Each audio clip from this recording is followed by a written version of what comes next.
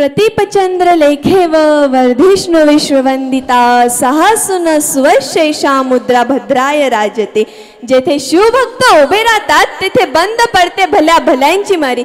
अरे जेथे शिवभक्त उभे राहतात तिथे बंद पडते भल्या भल्यांची मती। मरण्याची कुणाला भीती, आदर्श आमचे राजे शिव छत्रपती, आदर्श आमचे राजे शिव छत्रपती।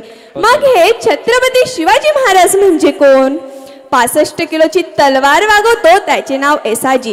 जो 2000 शत्रूंशी एकटाच झुंजत राहतो त्याचे नाव बाजी।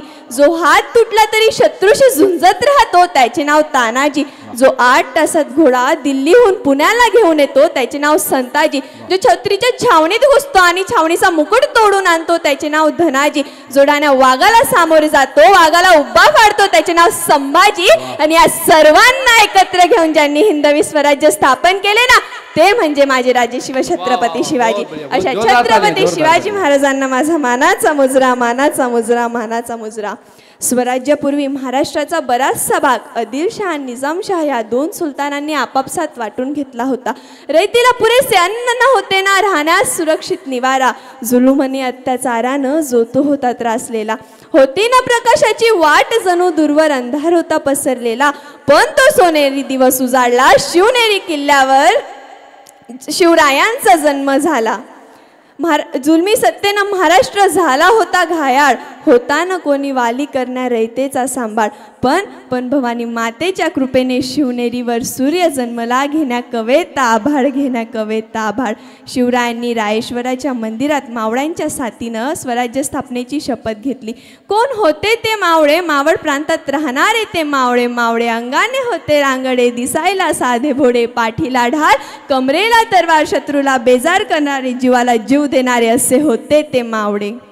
शिवाजी महाराजांनी स्वराज्यात मग अनेक किल्ले जिंकण्याची घोडदौड सुरू केली। मग ही घोडदौड सुरू असताना स्वराज्यावर संकट आले आणि ते देखील अफजल खानाच्या रूपात।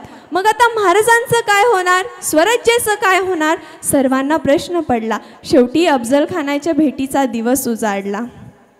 होता धिप्पाळ असा अफजल खान, शिवरायांना ठार करण्या बगले खाली दाबली मान। शिवरायांनी दुसऱ्या हाताने कटाराने केला वार, खानाचा फाटला अंगारखा पण चिरकथाने वाचले प्राण। कानाचा कोतडा बाहेर काढून संकटावर केली मात, संकटावर केली मात।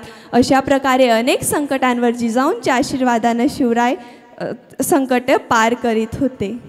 शेवटी जाता जाता एकच सांगेन की ज्या शिवबाच्या काळात पर स्त्री सुद्धा सुरक्षित होती, आज त्या शिवबाच्या मावळ्यांमुळे आज ती स्त्री सुरक्षित नाहीये।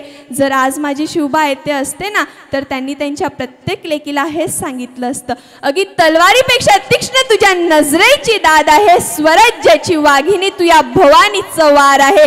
भगव्याची रक्षिणी तू या स्वराज्याची लेक आहेस, भगव्याची रक्षिणी तू या स्वराज्याची लेक आहेस। भित्री नको समजू स्वतःला, तू या मर्द मराठा शिवबाची लेक आहेस, तू या मर्द मराठा शिवबाची लेक आहेस। जय शिवराय, जय भवानी, जय शिवाजी। श्री शिवाय नमस्तुभ्यं।